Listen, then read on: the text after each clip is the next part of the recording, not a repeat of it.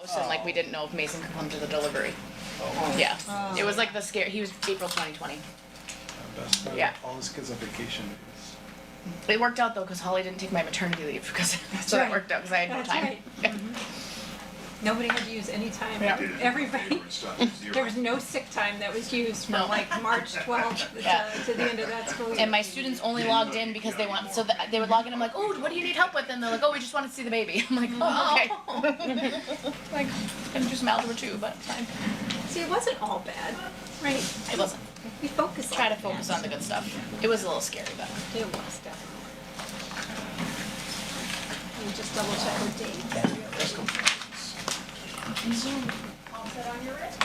I was 9 months pregnant when we shut down.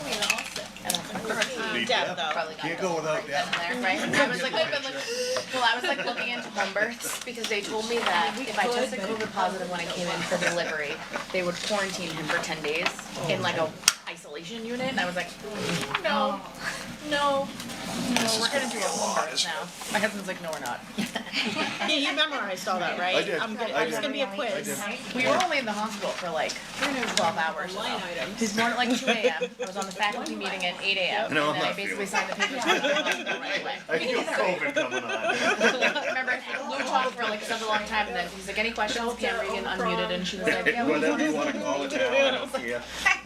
Well, we fresh all out know the who shoe, has right? COVID He's because right it's here, destroying all Bill the Wrinkly. tests. That was crazy. The government is It's like things you can't even make up happen. COVID tests. Oh, jeez. CVS gives you 5 every time you get a shot.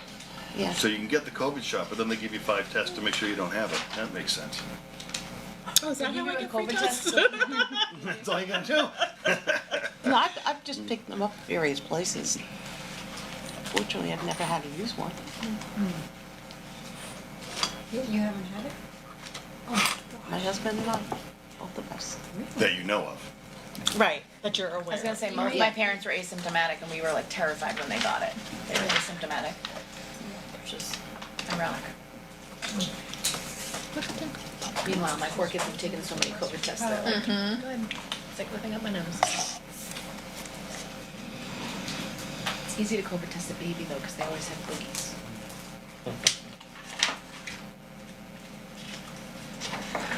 Jim, did your PhD journey start in that class with Heidi? No, I have my CAGs from Bridgewater, but this is through UMass Lowell. It's EDD, not a PhD.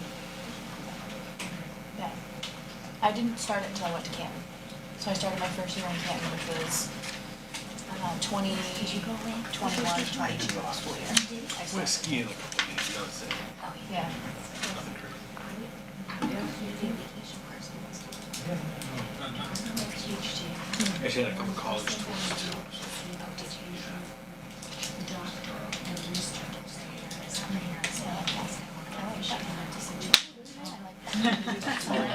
I'm gonna do that somewhere.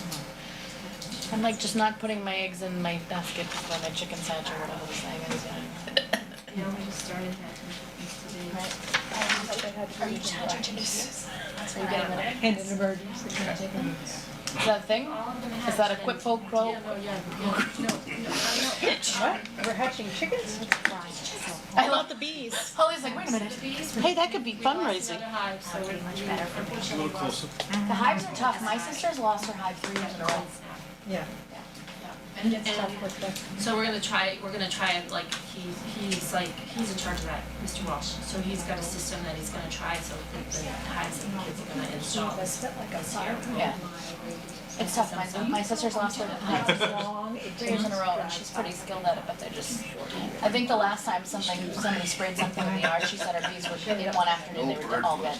Yeah, so somebody sprayed pesticides, just killed them all. We don't have any of that Yeah. situation here. Right. Because they're way out there. Yeah. Guys don't have anything like Right, that. right. My wife did her Oh, I was yeah? pretty sure it was Yeah. the cold snap that took Yeah. out our. Yeah, she, it was so cold. Was Oh, it it's terrible. They were insulated, but it was just. Well, they're so little. I mean, What does she do? yeah, we're trying to get chickens from places, and I can't get them from a hatchery. Wait, locally or? It's like such a mess right now. You can't get it from, Patch them and sell them. did you try Tractor Supply? Yes, I heard bad things about Tractor Supply chickens. I think we're gonna have to go through their, we're gonna do Ventura. No, so it's in Taunton. Have a great, like, after. We're gonna try there. Glad you could join us. Okay, here I All am. right, here we go. Hey, wait, I gotta log in. Okay.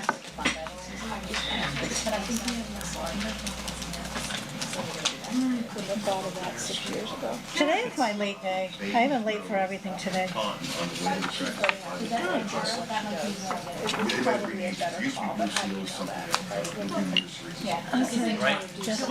Yeah, Kelsey's not, right? Right. You don't, you think you know, you don't. And Barbara's not. Really don't know. Is Barbara, did she, She's not gonna join virtually. no, unless we need her to vote. Right. Okay, so I'm ready to go. Okay. Good evening. I'm calling to order the February 25th, 2025 FY26 Budget Public Hearing and School Committee meeting. I call this meeting to order. Let's stand for the Pledge of Allegiance. I pledge allegiance To the flag of the United States of America and to the republic for which it stands, one nation, under God, indivisible, with liberties and justice for all. Let's stand for a moment of silence in remembrance of State Representative Carol Doherty, who recently passed away. Representative Doherty represented the communities of Easton and Taunton and served as a longtime school committee member of the Taunton School District. She was a supporter of Southeastern and vocational technical education.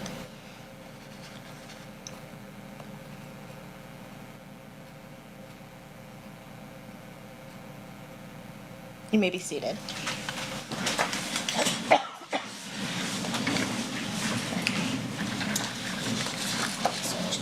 At this time, I am suspending the regular school committee meeting and opening the public hearing for the FY26 budget. The public hearing was advertised in the Brockton Enterprise and posted on the school's website in accordance with the law. We take public comments very seriously. The process we will follow will be, first, the superintendent's FY26 budget presentation, and then comments from members of the public. I would request that if anyone from the public would like to speak during the comments section, please state your name, community, and whether you are speaking on your own behalf or on the behalf of someone else. And just a reminder that comments must be limited to 3 minutes. I ask that school committee members hold off on any questions until you deliberate the budget, which is on the agenda immediately after the public hearing. Thank you. So first up on the agenda is the budget presentation, and Superintendent McLennan. Thank you, Madam Chair. All right, so good evening, everyone. It's my pleasure to present the FY26 recommended budget.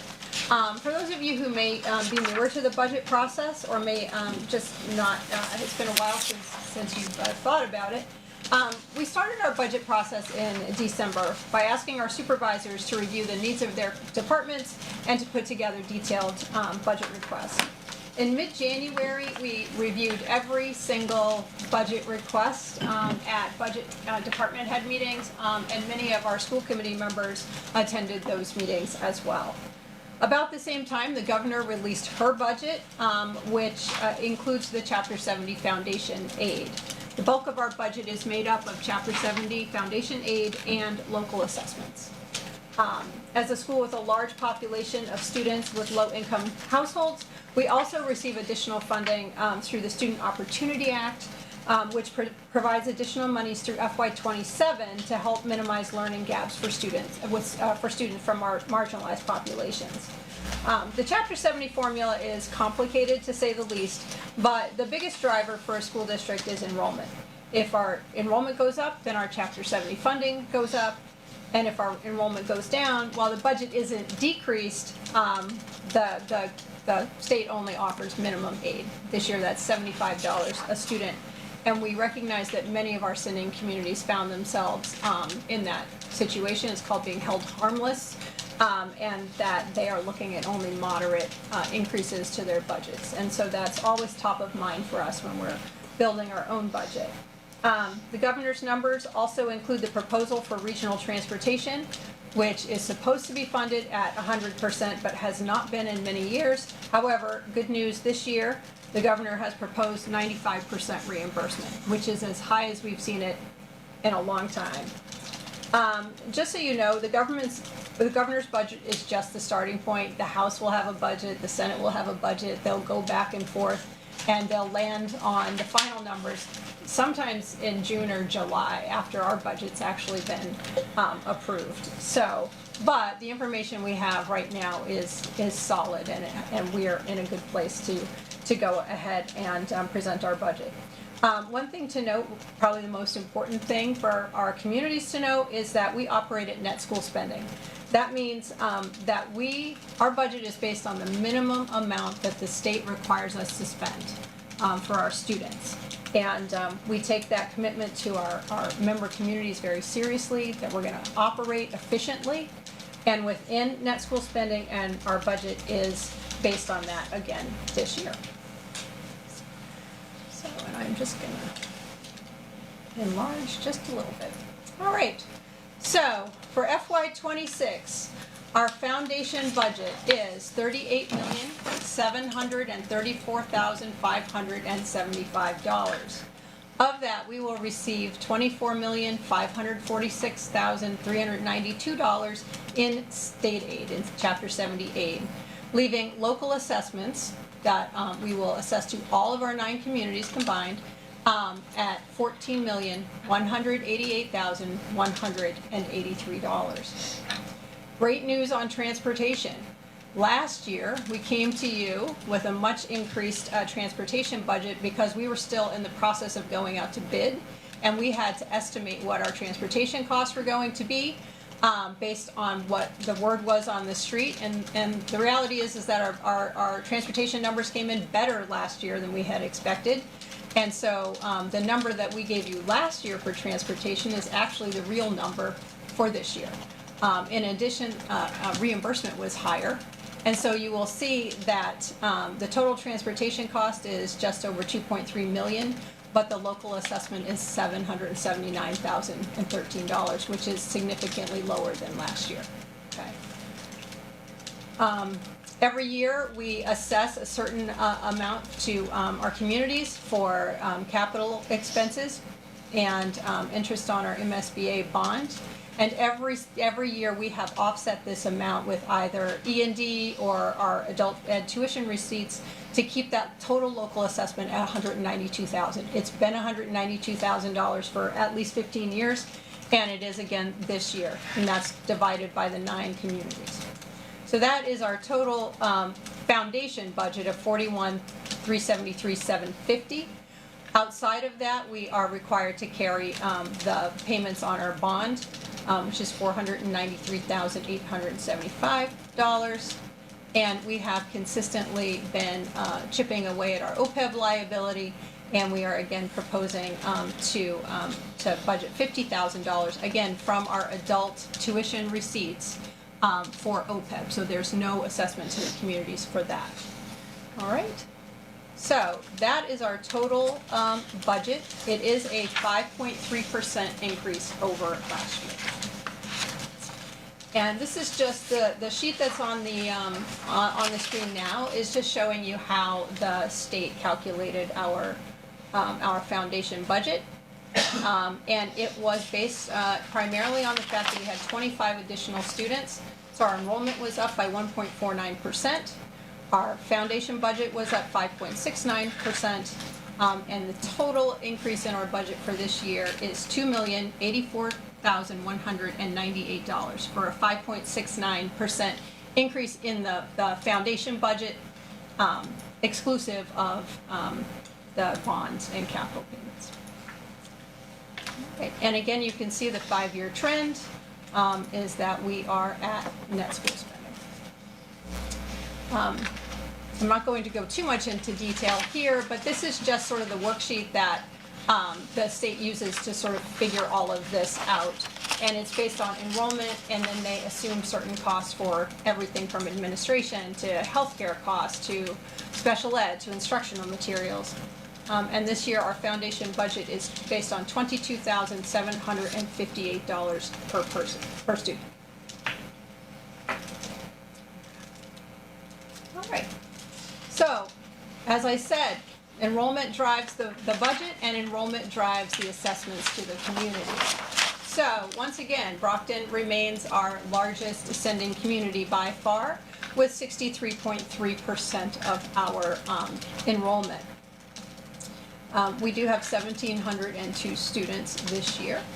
Many of our communities remain stable or added enrollment this year, but we did see decreases in Mansfield, 5 fewer students, 9 fewer students from Norton, 4 fewer students from Sharon, and 13 fewer students from Stoughton. And then we have the individual worksheets by member community. And I apologize, that should say FY 26 District 8 worksheet, and we will update that so that there is no confusion. So the total assessments based on the minimum contribution, the net bond payment, the net transportation cost, and the net capital cost is $15,653,071. Brockton has the largest share of that at $5,386,307, and the remaining communities divide the rest. When we do a comparison to the individual community assessments from last year, we see that we have a couple of communities, 3 of them, Norton, Sharon, and Stoughton, that will see a decrease in their assessment compared to last year. And one thing I do want to point out is, you may ask, like, why did Mansfield's assessment go up if the number of students enrolled went down? And it's a combination of factors, but in part, some of our communities were found to be under target, meaning that because of the wealth of their communities, they were assessed an additional local assessment by a minimum contribution by DESE for all students, not just our students, but for all students in their community. And Mansfield was one of them, Foxborough was another. And so even though Mansfield saw a decrease in enrollment, they have a modest increase in assessment because of that. All right, so I want to talk about estimated budget impacts. We have a state retirement obligation for the employees who are not in MTRS. So MTRS is teachers, administrators, all DESE licensed personnel, and that fund is almost entirely employee funded. But our employees who are in state retirement, we pay a portion of that obligation, and this year that obligation will increase by $99,500. We're looking at extraordinary capital expenses of at least $500,000. This is going to be related primarily to the situation in our parking lot and repairing our gym floor. Instructional materials and equipment, there's an increase here because our students are helping us build out the STEM edition, and we will need additional materials for that, so that when they're doing that, they're not taking instructional materials from the students in the in that same program who aren't working on that. Health insurance costs. We've had a tough year because of we are self-insured, and we've had a lot of claims from our employees this year. We will not know the increase in our health insurance costs until the end of next month. And so at that time, we will be coming back to you to update that, but we do anticipate a larger increase than we have seen. We have averaged just over 1% over the last 3 years, so we've done very, very well. This year, we don't expect to do quite that well. At this point, normally I would tell you what the cost of our scheduled step increases and things are for next year, but as you know, we are continuing to negotiate with our Teachers Federation, and at this point, we cannot definitively tell you what that's going to be. For purposes of budgeting, we built in a 3% increase on all salaries within the budget, but at the end of the day, the budget bottom line is what it is. So individual items within there, the value may shift, but the bottom line budget will not shift. We will make it work within that. We try to have at least 3 school vehicles that we can operate at any given time, so allow, like when teachers have to go out to do co-op visits or things like that, do school business. And one of our vehicles, the Expedition, is at the end of its useful life, would be putting it mildly. Yeah, it's got 189,000. 190,000 miles, it's a 2011, so it's definitely, it's in the shop right now. Yes. So it's less usable than necessary. So, but we have, despite the fact that we're still sort of working out what the cost of living will be, we do anticipate hiring at least 4 new teachers. One will be a robotics teacher who will support precision machine and welding, will help us build the new curriculum for the robotics program that will go into the STEM edition. And so that is that position. I do want to talk specifically about one cut from the budget, and that is the early college high school program. So for the past several years, through a combination of ESSER funding and the general operating budget, we have fully funded an early college high school program with Massasoit Community College. Through this program, our students graduate from high school with an associate degree that's fully transferable to any of the state colleges and universities. In FY25, our current year, we budgeted about $500,000, $500,000. As you know, the Healy administration announced free community college for all, and we began to reconsider the appropriateness of this, of funding the program out of our operating budget. Before making a final decision, we applied for a grant through DESE for early college high school designation, which would have brought funding that would have allowed us to continue, but they denied our application because you have to be able to offer the prerequisites during sophomore year during the school day. And we offer the dual enrollment courses in the afternoon because our schedule just doesn't accommodate isn't as flexible and doesn't accommodate that. And so at this point, we will honor our obligation to juniors who are enrolled in the early college high school program this year to continue and finish their associate's degree as seniors, but we will not enroll any new additional students in the associate degree track program. And I just wanted to call that out very specifically. We are still working with Massasoit to offer college courses to students who want to take them, so we are not getting rid of the partnership. We're just not going to commit to the associate degree track. The other programs, the dual enrollment programs, Massasoit actually often receives grants for those, so we end up paying very little for those. So we're going to continue to do that and work with them, and so the program has a lot of value, but with all the competing interests that we have this year, it just did not seem appropriate to fund that as we have in the past. So I just wanted to be explicit about that. So that is my presentation. Great, thank you. I open the public hearing for comments from the public at this time.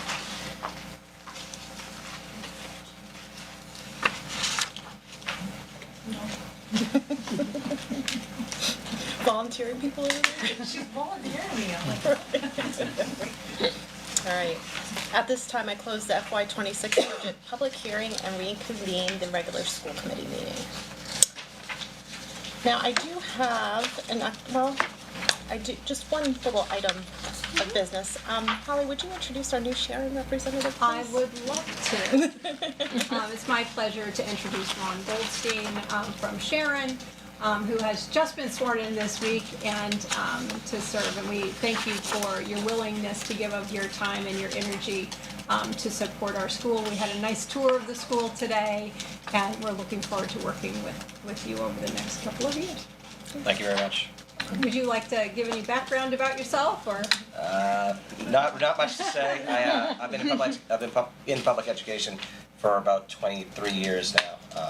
Most of it in the community of Norton, and so I serve in an administrative role in my building, and been to many school committee meetings over the year, but never been a school committee member. So this is a new position for me, a new chapter in my life. But I'm looking forward to the challenge, and glad to be part of this group. So.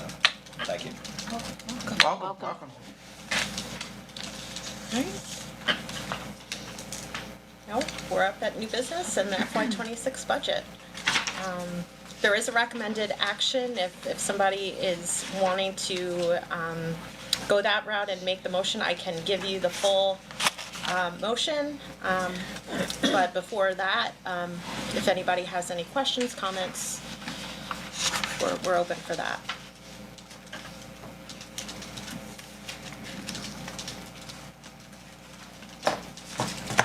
I have a little question, it's not really about the budget, but is there like a loophole for kids where they could enroll in Massasoit independently, even though they don't have a diploma yet? And So that's the issue is you have, in order to qualify for free community college, you have to have a high school diploma. I was just wondering I if know, there's I a know. loophole, not, I know. I do just want to make a point that the budget does allow us to maintain all of our services, all of our staffing. You know, we've talked a little bit about uncertainty around federal funding. You know, particularly as it relates to we do not carry very many salaries in grants. But the IDEA, the special education grant, allows us to carry some salaries. We carry a few in Title I, and we carry a few in Perkins every year. But if that funding should disappear, we would retain those positions. We would figure out what we have to give up within the budget. It's about $735,000, but we're committed to maintaining our staffing and our services for our students. I have one also slightly off a little bit. With the hiring of a new robotics teacher for the new wing, and so they're gonna help out other shops while they get situated, and that's supposed to start FY 27, right, like the next fall. Does that mean that that incoming freshman class will be the first one that will be able to choose that or be placed there? FY27. Or would like freshmen coming in this current year in the fall be able to take that? So I don't know if that makes we sense. see it as two different things, as an integrated program with precision, with advanced manufacturing, and its own standalone. So we would not preclude a student who will be a freshman this year from having access to it, right? So, but we need to have the teacher and the curriculum and everything in place to get the Chapter 74 approval to start the program, so. And Diesel's coming on this year full-time, correct, for full chapter 74? Diesel is not a full Chapter 74. It's an upperclassman elective. Oh, I thought that was going to a full chapter 74, okay. Any further questions, comments?